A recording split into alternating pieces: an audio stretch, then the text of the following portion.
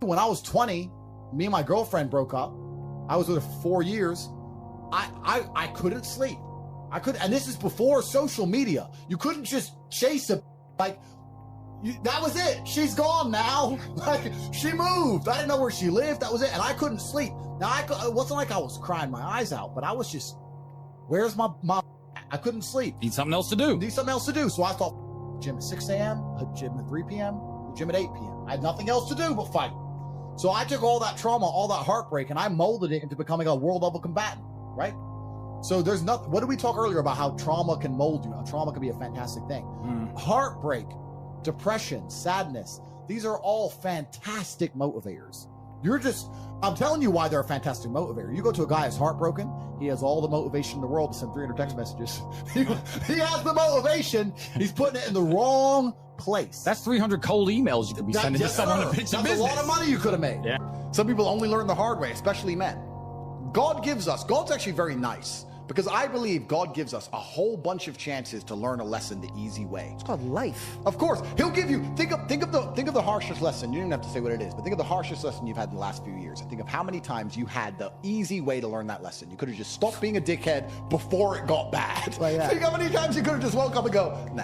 Yeah. But we don't, do we? Nope. We wake up like, we got away with it. It's fine. And then bam, you get hit. There's only two ways to learn lessons, hard and harder. If you're smart, you take it the hard way. Real idiots take it the hardest way. Yeah. But there's no easy way to learn lessons. Life's gonna hurt you, and how you use that pain is completely and utterly up to you. You can use that pain to galvanize yourself as a man and become a better man you've ever been. I'm not saying that I'm only successful because of some chick. I'm saying that every single time that I was heartbroken, I never wasted a second. I was never wallowing. That's what I'm saying. I said this, like, anybody who tries to get revenge on a woman, that's incel energy. That's a wrong way of looking at it. The only revenge you can get on a woman who breaks your heart is success. Success is the best revenge. Just level up slowly, and when she messages you, you got two choices. You can either say, sorry, baby, you're not my type anymore. Boom, you win. So that's the answer to the question. Put a plan together for the heartbreak if it comes, and make sure that plan is constructive. Yeah. Everything we've been saying on this podcast is true. Trauma's going to come, pain's going to come, and you have to use it in a constructive way. I'm not telling you to tell him to avoid the pain. I'm saying that when it comes, make sure it's used in a constructive way. And still to this day, that's all I would ever do. If something bad happened to me and I got really upset, I would find the most constructive possible outlet. And that's a conscious decision. You have to have the emotional control to make a conscious decision in that direction.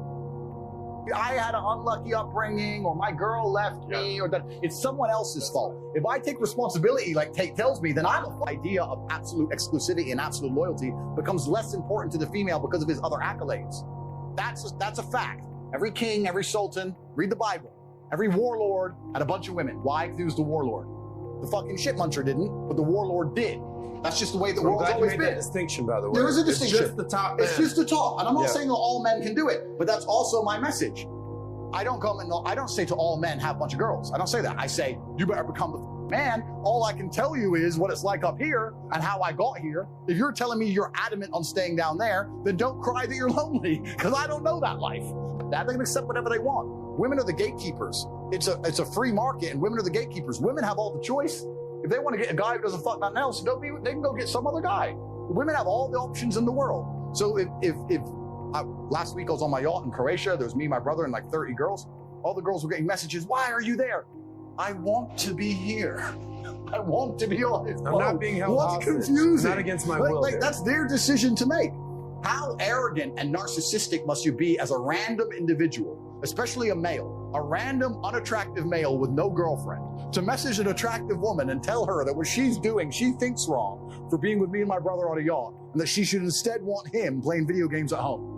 What kind of level of delusion are you operating under to even believe that that's a paradigm of reality? I have choices. If a girl says to me, I don't like you, no problem. Thank God, one less WhatsApp conversation. Goodbye, have a nice life. Nice to meet you. It doesn't matter to me, right? So the men who are successful with women are not the dangers. It's the men who are unsuccessful with women who are the dangers. Women want things women think they want things, and then they get them and they leave the dude. Women don't have a clue what they want. I want a guy who's sweet and sensitive and takes care of my needs and thinks about me, blah, blah, blah. They're all out there. None of you are with them. Why? Because women don't want that. Women don't actually want that. Women want to be with a man they respect. Women are only going to enjoy the time with and end up feeling in love with a man they genuinely respect. And unfortunately, to be respected, some of the qualities are detrimental to the overall relationship's, let's say, happiness. I know loads of women who are with a dude they hate, but they respect him. Like, he makes me so mad, but he is the G. And they stay with him, as opposed to the woman who's like, well, he's so nice to me, but you know, and leaves. So women need to respect you as a man. How's a woman gonna respect you as a man if no other girl wants you? How's a woman gonna respect you as a man if you're putting her above all your boys? How's a woman gonna respect you as a man if you're not here in the streets making money? How's a woman gonna respect you as a man if you don't respect yourself or other men don't respect you? Respect is linked to fear. How is a woman gonna respect you as a man if people don't fear you? There's a problem with all these dudes out here. These nerds will make a little bit of money and wonder why their chick still leaves them, because you're just a rich nerd now. You're still a dork. You can still raise your voice and nobody give a shit. I'll still run up on you and take everything you got. Like, you have to be a man worth respecting. And that's extremely difficult to do. And if you're gonna do all those things, it's very, very hard to become a man worth respecting, sitting at home. For the longest period of human time, for a man to be respected, for him to even be admired by society on any level, to some degree, he had to be a warrior. That's what men did, we fought. Right. That's what men did, we fought. So if you're out here as a man and you have no battle in your life, no conquest in your life, no form of war in your life, then what you do? And it doesn't have to be physical. Physical is the best example of it. Every woman wants a boxer or a cage fighter. Of course you do. So every woman wants a boxer or a cage fighter, but this is the testament to the problem of the modern world, right? Right.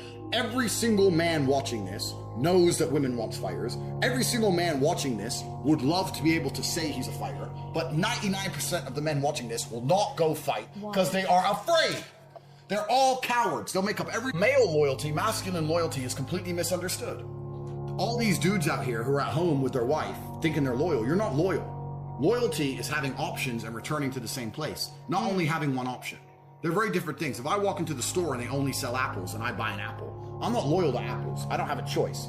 Loyalty is walking in the store where they sell all the fruit. I buy apples 6 days a week. Occasionally I get a big fat pineapple and I go back to apples the day after. That's loyalty. Without choice, there's no loyalty. So most of these dudes and most women who say, he's loyal, he's lame and he can't get nothing else. That's not loyal. Loyal is a dude who has all those options and still is in love with you. That's what loyalty is. So masculine loyalty is completely misconstrued and misunderstood anyway. The truth is about most of these dudes who talk about being loyal, they couldn't get something else if their life depended on it. Nobody wants it.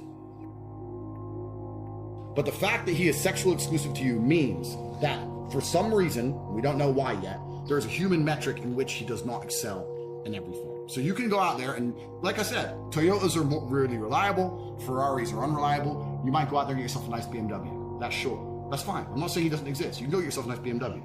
I don't like BMWs. Oh, well, that's what you're aiming for. No. But when the Ferrari pulls up next door, when I meet your dude, I'll be like, yeah, he's all right, but how much? Less than 100 mil? Nah, come on. Well, he's a broke. I'll prove you wrong. I'll prove you wrong. And maybe he'll have money, but he'll lack somewhere else. So this is my point: is that the true masculine in the realm of true masculine excellence, one of the benefits of such is sexual exclusivity, because females, you have so many choices. Most men out here have no choice.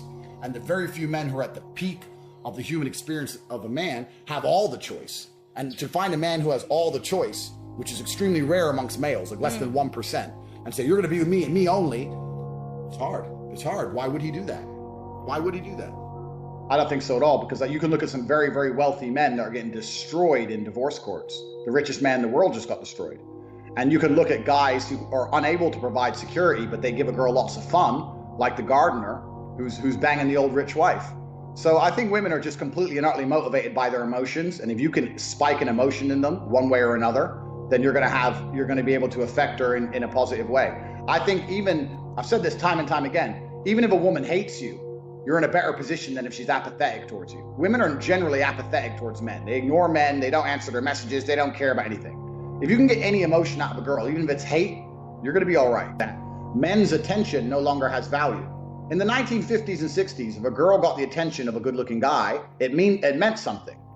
Because how many times can she get the attention of a good-looking guy? She walks down the street, whatever. In the world of Instagram and Facebook and social media, a girl's getting blown up. So what does your attention have? Your attention has no value. So the way you give it value is, one, becoming a higher value man, but another way you have to make sure your attention has value is you don't throw it away. This is what I see all the time. I get message after message from guy in the friend zone. I'm like, what? The friend zone is basically, I'm giving away all my attention without getting any sex in return.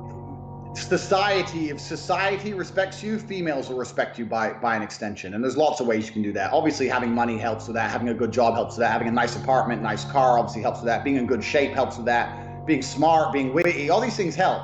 But this is the reality of life as a man, is that you have to build your value. People say to me all the time, oh yeah, Tate, you get girls. I said, I got girls because I became a kickboxing world champion. That's thousands of hours in the gym. I wasn't born with some magic. I'm not Ron Jeremy. I wasn't born with some tool. It's like, I had to do it myself. So you have to build it as a man. This is just the unfortunate reality. If you're not prepared to do any work at all, you're gonna suffer. And this is the reality of life as a man. And on top of that, one of the easiest ways to be a man worthy of respect is to refuse to take disrespect. I see so many guys who let women disrespect them all day long. Agree, women shit test men. And you have to be able to handle that and deal with it in a very, conservative way. Obviously, you can't flip out and be crazy.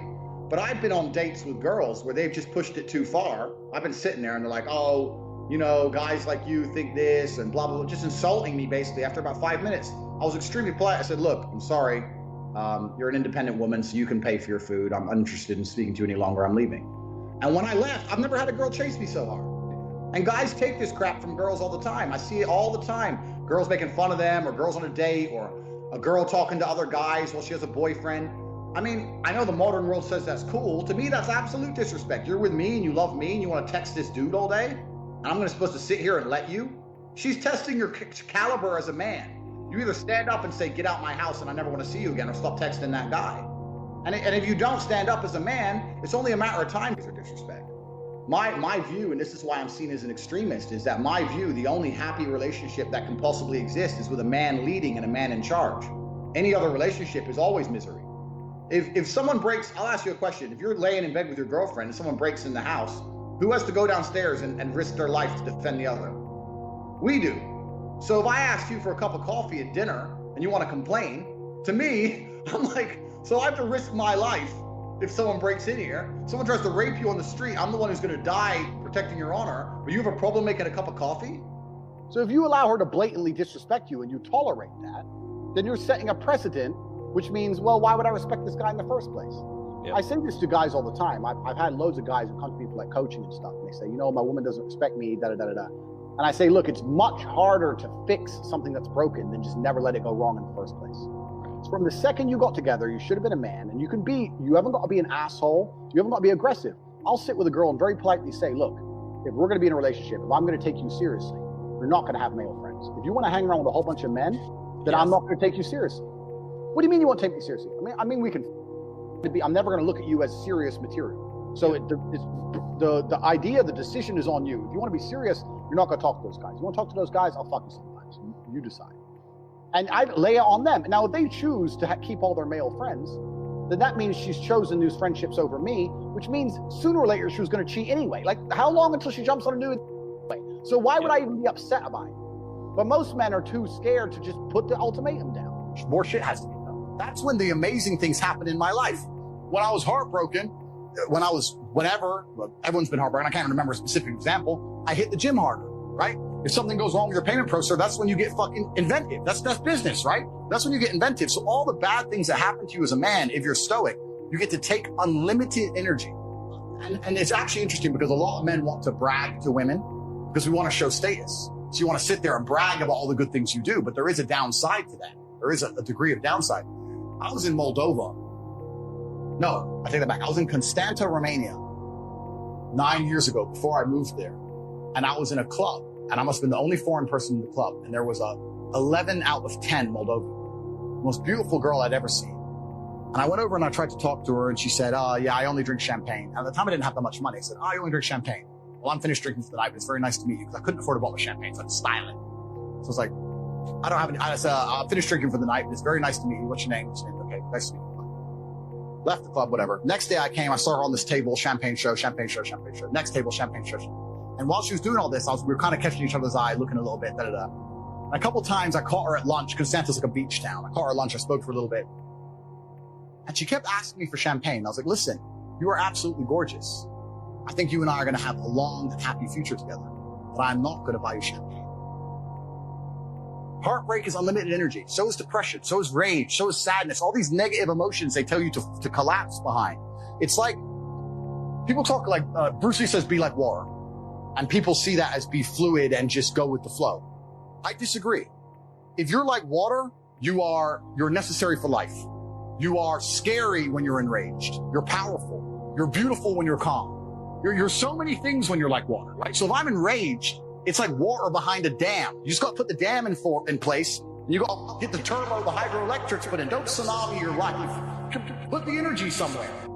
I don't like it. If I don't like something, that's enough.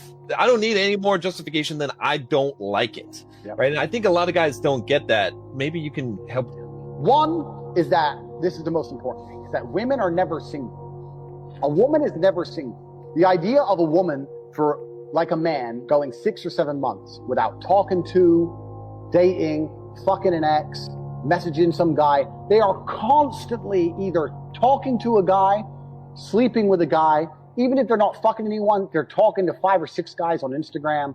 Yeah. Women are never single, which means every single time you get a girl, you're taking her from other guys. She likes you the most, which also means that even if she's with you, when she's around other men, she's still poachable. Would you want your girl being friends with me? No, you wouldn't, because you know what I'm going to do.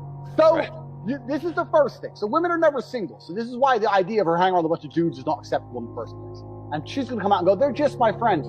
You may pretend to think they don't want to sleep with you because you know they do. You may pretend to think that, but they don't view you as a friend. It's the first thing.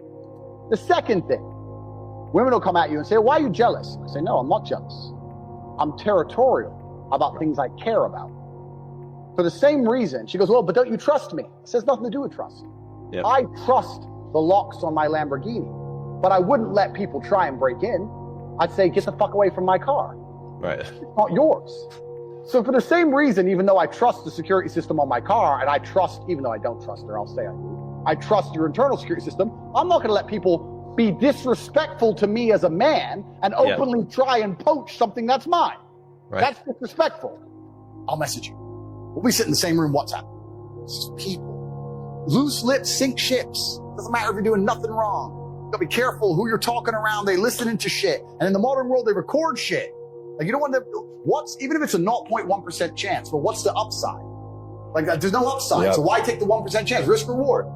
I'm very, very careful. And especially with women, not because they're necessarily malicious, because women in general don't have to worry about the certain things I'm talking about in terms of professionalism. There's a whole bunch of beautiful, smart, great women out there who just go through life and they're just Instagramming everywhere they go and they forgot their keys and do. And if she's too close to your circle, she's just an in. It's an in to get you. And you gotta be careful. And it's amazing whether it's the 1970s Soviet spies or the 2022 mafia. When they want to get a dude, it's a chick. You either send a new chick or you watch his old chick or you find his girlfriend. Even a bounty hunter today. Let's say I was wanted by the police. They couldn't find me. Who's his girl? And the women I associate with have enough respect for me to go, okay, I don't know. Fine. Just, I love you. When they arrested El Chapo's girl, didn't you say I didn't know he was a criminal? I thought he was a chef or some shit. I was like, he's perfect. She doesn't even know I lie anymore. He's a chef. He told me he's a chef. He's a chef. He's a billionaire chef. He's a chef. What did happen though, like I said earlier, is when you have experience with lots of different apples, you know what a good one and a bad one is. So when we say we all had that girl we messed up when we were young, if I found another girl with those qualities, I certainly wouldn't mess it up.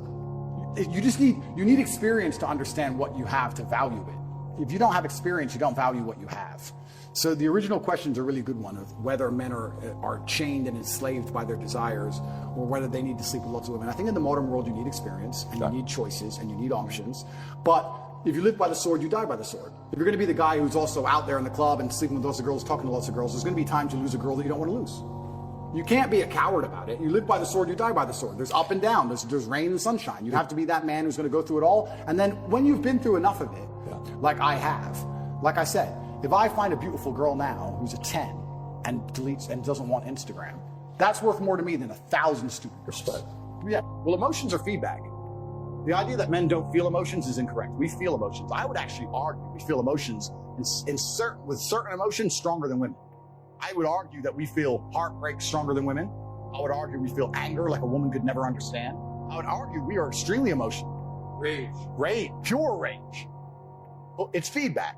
So when you get the feedback, it's all about how you internalize it and how you process it, right? It's having stoicism's not feeling emotions. It's feeling the emotion and going, okay, why is this happening? How much does this really matter? What's the most intelligent move on the chess stick? All of this is my fault. But the Bugatti on my drive is my fault. And the yacht is my fault. The private jet's my fault. So it's all my fault. So I take the good with the bad. I take all responsibility for absolutely everything, including if a woman leaves me, if a woman stays, if I end up heartbroken, if I end up filled with rage, I take responsibility for that. If something happens to me that makes me enraged, I will take responsibility. Why has this happened to me? Why do I feel this way? How did I end up in this position? Is this healthy in this scenario? And sometimes it is. If you lose, no matter how well you play, if you lose, at some point you made a mistake. Even if it's the most minor mistake, you made a mistake. So you learn to understand that no matter what happens to you, if you lose a scenario, you made a mistake. I've had scenarios in my life where I was prepared to die to protect somebody else, and I was enraged, and it was healthy. I've also had times where I'm in a room by myself, enraged, sitting there going, this is no good for anybody. I need to just calm the fuck down. So emotions are feedback, but stoicism is the ability to process them. And that's what you need to learn as a man. You're never going to be able to turn them off. You're going to feel them. You have to learn how to process them and turn them into a positive. It's energy. It's unlimited energy. I say this all the time. I say that the biggest periods of transformation in my life is when everything was going wrong. When my life was going good, when life's smooth, then it's semi-hedonistic, pretty relaxed. But when I make my biggest progress, when I really change who I am and change the world, that's when everything's fucked. When things go wrong, or I'm feeling things I don't want to feel, or bad things are happening, that's when I'm like, okay, I currently cannot sleep. I've completed the day's tasks. I've tried to go to bed. I can't sleep. People message me all the time like, oh, but Tate, you don't know how sad I feel. No, it's incorrect. I know exactly how sad. Difference is I used it. And you're sitting here still crying, some random guy on email for the fucking third month in a row. That's the difference between you and me, my friend. I was becoming a world champion kickboxer. And she kept asking me for champagne. I was like, listen, you are absolutely gorgeous. I think you and I are going to have a long and happy future together. But I'm not going to buy you champagne. I'll tell you why later. I'll put mystery on it. So I can't tell you broke, right? You got a mystery spin. So I'm going to tell you why I don't buy champagne later. It's a long and interesting story. Once I can trust you, I'm going to tell you why I won't buy you champagne. You can trust me now. I will tell you. Not yet. To style it off. Anyway, as we got to know each other across the summer, eventually when we became friends, she came clean. She works for the club. She gets commission on champagne. Of course. The girls in the club, you're buying champagne for the thing. She gets a commission per bottle. What was interesting is this. She had on her phone a system. So she'd meet you, you'd buy her drinks the first night. You'd go a separate date the second night, you'd buy her drinks. Third day, she'd send a pre-decide already in her notes how you live far away and she can't fall in love again. She's only been with one man in her whole life. She falls in love with you. She's going to have her heart broken and she's scared. And then she'll ghost you for 3 days. Then eventually after begging, you'll get her back, but she wants to come, but not on her own because she's scared. She wants to bring 3 friends and she'll go to this restaurant. She wants to drink this champagne. Boom, boom. Commission. And she'll show me in her Facebook message, every dude, playbook, every fucking guy. I don't know if that was deliberately driven by heartbreak. I think I was just younger and I had less serious motivations. And I wasn't as famous and I wasn't as rich and I was less interested in. So it's not just my current situation that makes me say this. I would say this to any man. If your woman wouldn't wait for you if you went to jail for 5 years, why are you with her? Why? If she wouldn't wait, I know she's hot, I know she's funny, I know she makes you laugh. But if you can't sit in that jail cell with 100% certainty that she's not out with her friends, them in her ear, talking shit, watching Sex and the City, whatever it is, and her ending up with some other guy, why are you even buying her dinner? For what, sex? Like, that loyalty to me is the only thing left that's valuable. When me and Tristan were in jail, we were sitting there saying, we have it so much better than most guys. Because most guys in jail, imagine you're a normal person, you go to jail. Who's feeding your family? Who's paying the rent? Who's feeding your kids? I said, Tristan, we're in jail and we're suffering, but everybody we love is good. I'm a man, I'm supposed to suffer. I'll sit here with the cockroaches. If that means all my kids eat, everyone I care about eats, my mother's fed, my mother has a house, roof over her head, everybody has everything they want. Only person suffering is me. I'll take that all day. Most men who go to jail can't say that. Another thing that gave me absolute peace of mind is the women who love me are waiting for me. Imagine you go to jail and you're completely heads over heels in love with a woman, but you know deep in your heart that she's out in the club and she's stealable. We talk about thoughts you can't get out of your head in jail. If you had the nagging thought in your head, I loved her, she cheated on me before, maybe she cheated again, she hasn't written me in 3 days, and then plus jail. That's why they're all crying. That's why all the men in there were sobbing. Their wives are either fucking someone else or the bills ain't paid. It's not just his situation, it's everything else.